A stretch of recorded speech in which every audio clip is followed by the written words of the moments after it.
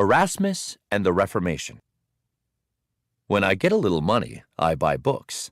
If any is left, I buy food and clothes. Did that quotation make you chuckle? Did it also make you think? Could books and learning be more important than what a person eats or wears? A man named Desiderius Erasmus of Rotterdam, 1466 to 1536 CE, penned that quotation around 1500 CE. The statement is typical of Erasmus. He spent his life writing books and essays that often seemed funny at first glance, yet they expressed ideas that challenged readers to think deeply about serious subjects. Erasmus was a Dutch theologian and scholar with a tremendous talent for writing about important subjects related to society and religion. Erasmus played an important role in the Reformation. Monk turned scholar. Erasmus was born in Rotterdam, Netherlands. His early education began in monastic schools, where it was assumed he would grow up to become a monk. In his early 20s, Erasmus took the vows necessary to become a monk and soon after was admitted to the Catholic priesthood. However, monastic life didn't suit him. He left after only a few years to begin a career doing what he loved most: learning, reading, and writing. Erasmus pored over the works of ancient scholars from Greece and Rome, as well as the writings of contemporary thinkers. He traveled widely and became acquainted with intellectuals throughout Europe. He was a keen observer and soon devoted himself to writing about the problems of his day. At the beginning of the 1500s, many of those problems had to do with the Catholic Church. Erasmus was a devout Catholic and respected the Catholic faith, but he was dismayed by the corruption and abusive use of power he saw among some church leaders. Erasmus's goal was to use the power of the written word to stimulate church reform. In his writings, he urged Catholics to more closely follow the examples and teachings of Jesus.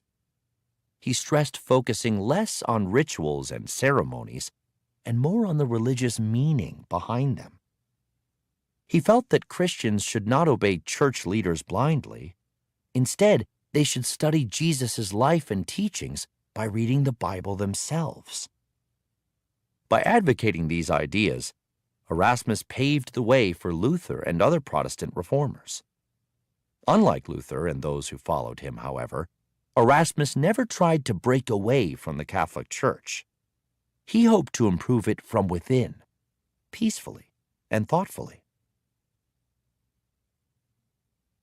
A New Bible. Erasmus wanted words to promote religious reform. It seems fitting that one of his greatest contributions to the Reformation was his translation of the New Testament. For more than 1,000 years, the Church had been using what was called the Vulgate Bible.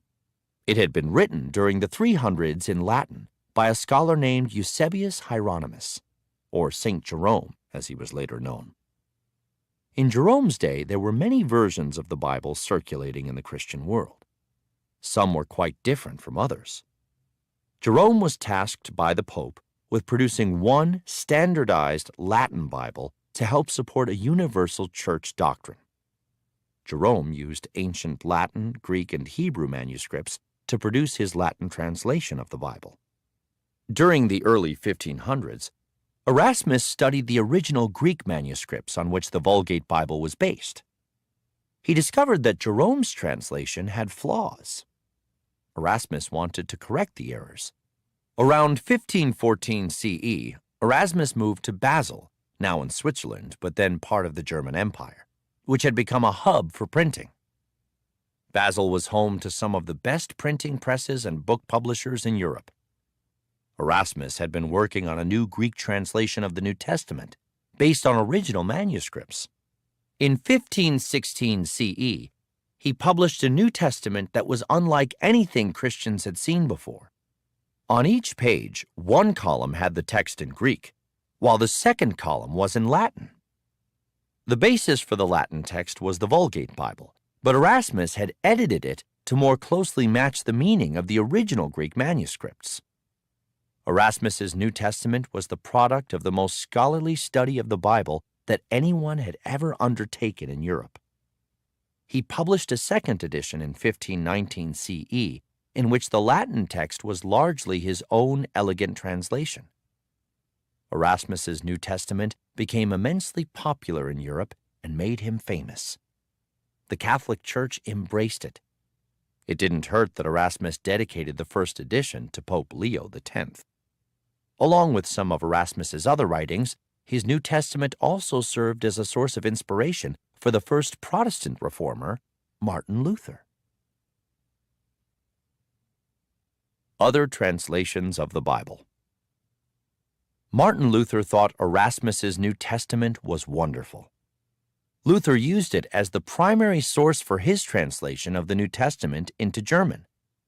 A few years later, William Tyndale used it as the basis for his translation of the New Testament into English. Caught in the middle. After the publication of his New Testament, Erasmus became one of the most widely known and influential scholars in Western Europe. At roughly the same time, Martin Luther's outspoken criticisms of the Church set the Reformation in motion. As the movement spread, Luther and his supporters called on Erasmus to join their cause. They had read Erasmus's criticisms of the Church and his writings that urged Christians to more closely follow Christ's biblical teachings. The religious reformers assumed that Erasmus would support them in their break with the Church. But he didn't.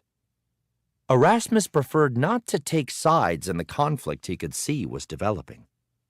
He declined Luther's repeated requests that he openly join the reformers' cause. He thought Luther's break from the Church could only lead to trouble. The more Luther insisted, the more firmly Erasmus refused. The two men never met face to face to discuss the matter. Instead, they sent letters to each other and to others involved in the debate. Throughout these written exchanges, Erasmus remained polite. He wrote about Luther, "I shall not write against him. I have taught well nigh all that Luther teaches, only less violently. I hope that all the tumult Luther has stirred up will, like a drastic medicine, somehow bring about the health of the Church." Luther wasn't nearly as kind when expressing his opinion of Erasmus. In a letter to another reformer, he wrote, "Erasmus might have been of great service, but he is the worst foe of Christ that has arisen in the last 1,000 years." When it became known that Erasmus wouldn't join the Protestants, many Catholics tried to claim him as their champion instead. Several Catholic scholars and church leaders demanded that Erasmus denounce Luther. They insisted that he make it clear that he favored Catholic doctrines over Protestant teachings. Again, Erasmus refused to take sides. This made the Catholics angry. They claimed Erasmus was being disloyal to his faith. Erasmus was caught in the middle of the Protestant-Catholic controversy. He realized that, to some degree, his writings about church reform had helped start the Reformation. When Catholics accused Erasmus of having laid the egg that Luther hatched, he admitted they were partially correct. But he added that he had expected quite another kind of bird to hatch from that egg. In other words, although he agreed with some of Luther's ideas and teachings, he thought others were too extreme. Growing divisions.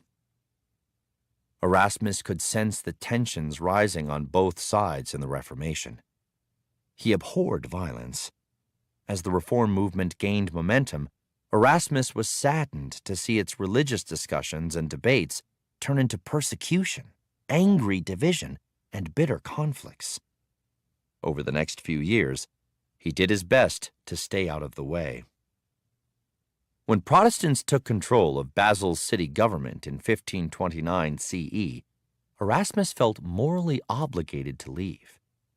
He objected to living where Catholic worship was now legally and forcefully suppressed. Furthermore, Erasmus had always said his quarrel was not with the Catholic Church itself, but only with corruption and practices he felt were wrong. He remained faithful to the Catholic Church throughout his life. Erasmus took up residence in a German town that was not in danger of being taken over by Protestants. He continued to write, but his works were widely criticized by both Catholics and Protestants because he still refused to denounce one side over the other. Some of Erasmus's last writings advocated mutual tolerance between Catholics and Protestants. Neither side paid much attention to him.